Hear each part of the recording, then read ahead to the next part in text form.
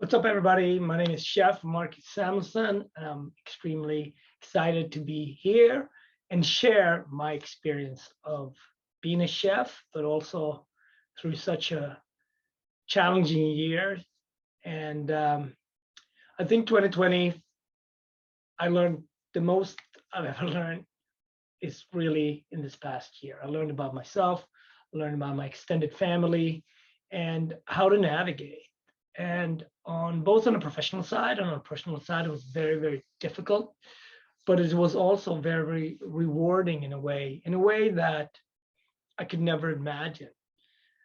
Um, Late February, I remember being in South Beach Food and Wine, and Jose Andres was talking to us about World Central Kitchen and the organization that he started years ago. And 2 weeks later, I called him up and I said, Jose, remember you was talking about World Central Kitchen? We need you. Specifically, Harlem's going to need you. And he said, I have people, our organization are ready to deal and engage. And 10 days later, specifically March 15 last year, we closed Red Rooster in Harlem, and we converted it into a community kitchen together with World Central Kitchen. And in a day, in a night, we went from being this super lively place where 280 people call home, our staff, our musicians, the maintenance people, the night crew, the cooks, the servers, all of those amazing family that makes Red Rooster Rooster. Our 5,000 guests that we meet a week could no longer come and engage with us. But it wasn't just in Harlem for me. We just started to open Red Rooster in Miami. We had to put that on hold. And it wasn't not just so much about putting that on hold, it was also what that meant to the dishwasher, to the cooks, to the hostess. And it was very, very scary times. I've been cooking and working in kitchens since I was 17 years old. And not being able to do that in the same way, to the same capacity, really scared me. I knew I needed that interaction of getting up, going to work, coming back home, that routine, being with my family. And now all of that had to come to a pause. But what gave me that second week, that third week of March, what gave me stability was actually going to the restaurant and handing out food, serving food. The line that was 300 people a day became 400 people, became 500 people a day. And it started to change. We got new regulars, anything from people that was home insecure to first responders. But people came back and the lines grew. We learned how to create a line based on social distancing. Everybody got masks, everybody got gloves, and we learned how to serve in a way that we never served before. And by the end, we served about 1,500 people a day. And, it just became part of what we were doing. At the same time, I knew I needed to navigate through, not just for my family, but also for all the people that work within the Marcus Samuelsson group and all the restaurants. And I knew that I would be tested more than I've been tested before. But there was also some bright spots. In New Jersey, as we got closer to summer, the rooftop that we were working with opened up and 20 new positions was needed over there. Well, the crew at Rooster that lived closer to that side, they could start working in New Jersey, and that was comforting. And it was really this level of daily communication, who need cooks, who need servers, and calling on friends and families and colleagues. And this incredible network of getting hours and saving people's jobs was part of now truly my day to day. And eventually most people, not all, but most people that were in need of job got a job. Throughout the summer, we started to think about, okay, how long is this going to go? I mean, my first target day was, oh, I think it's going to be over by Memorial Day, then Labor Day, then by Christmas. And now it's obviously the way this is the new normal. And we are learning how to navigate through. I think it's amazing the type of things that come out of this pandemic. Something like Independent Restaurant Coalition, right? Why didn't we have something like that before? But now we got it.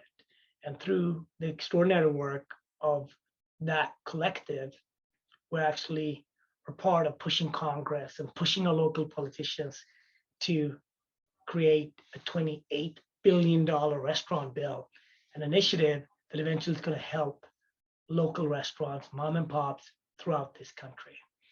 And there's powers in these numbers, right?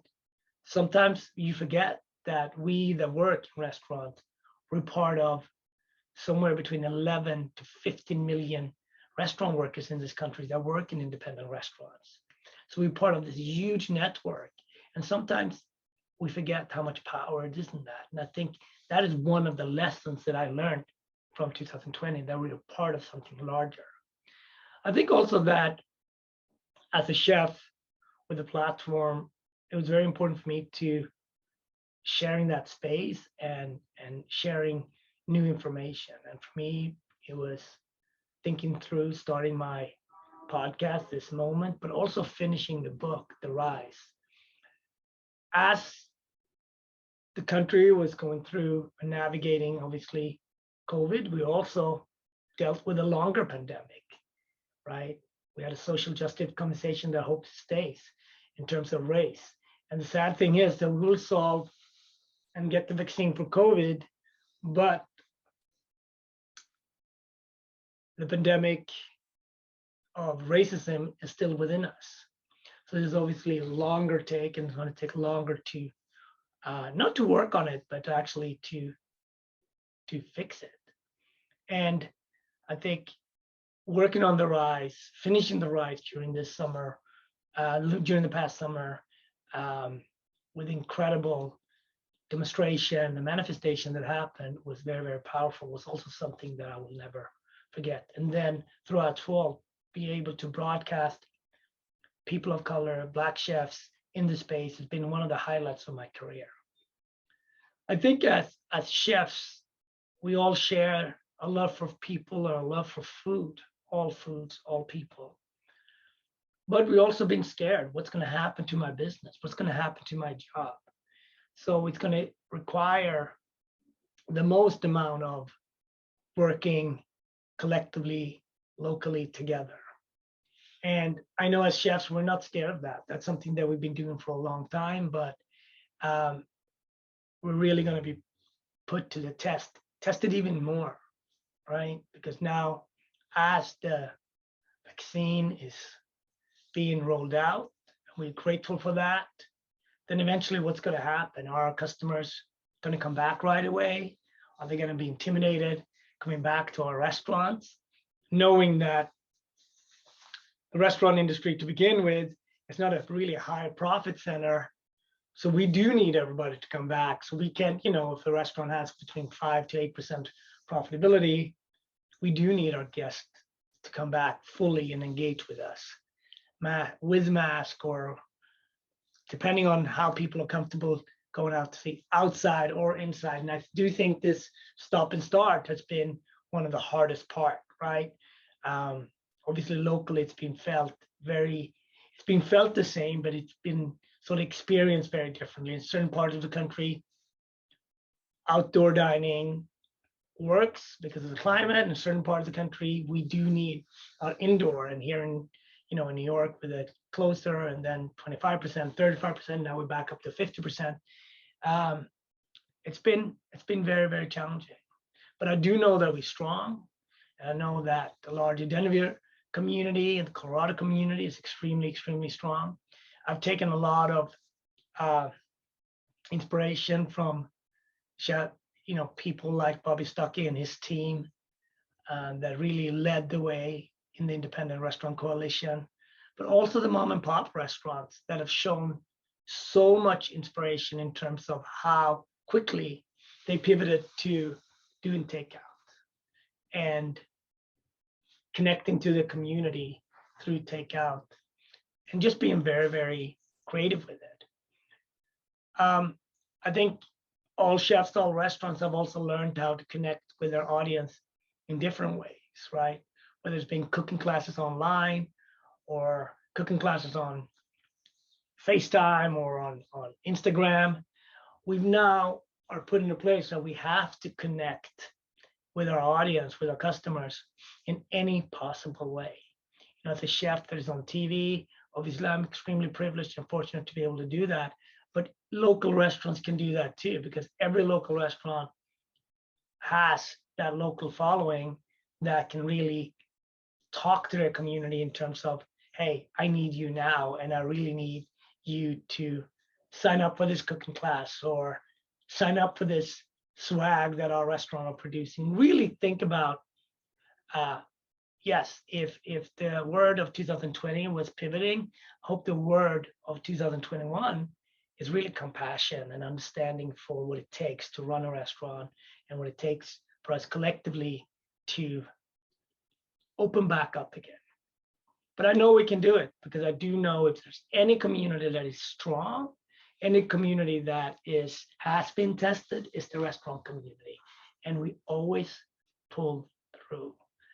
This numbers is super important. This has impacted Black and BIPOC communities extremely hard. 41% of all Black and BIPOC businesses have closed because of COVID. And I do think it's important to work with your neighbors and really be as inclusive as you possibly can. And I have a lot of faith in our communities that we're going to do that, because that's what we do as restaurateurs, as chefs, as servers, as bartenders, and so on. And I do think that I've taken a lot of pride and gotten a lot of inspiration from all of you guys this year, speaking to my colleagues, speaking to my friends across the country, how people have pivoted, how people have changed their offering. They've gone from restaurants to bodegas in the restaurants to serving first responders, to working with World Central Kitchen or a local organization such as, and it's going to take all of that to navigate through this. I know here in New York, I can't wait to fully open up Red Rooster Harlem and fully open up Red Rooster in Miami. I miss my community. I miss my guests. I miss my cooks. I miss the back and forth, that the why we started in the restaurant business. We are givers. And if we can't share our craft, it's very, very hard for us to get up and to continue to do it. But this is the type of moment where we are being tested. I know we can push through, because that's what we do in the restaurant industry. And I've also never been prouder to be part of the restaurant industry than this very moment. So keep cooking, keep serving, keep sharing, and thank you for all that you do. And I can't wait to eventually be able to come back to Colorado and cook with you guys soon again, or meet you soon again, and maybe not have such a social distance recording, actually be in person, because I love all my trips in the Denver area and in Aspen and in all over Colorado I've been. It's been amazing. The people I met, the chefs that I met, the community. So thank you for all the times I've been to Colorado and to the larger Denver area. Thank you for all you do. Thank you so much.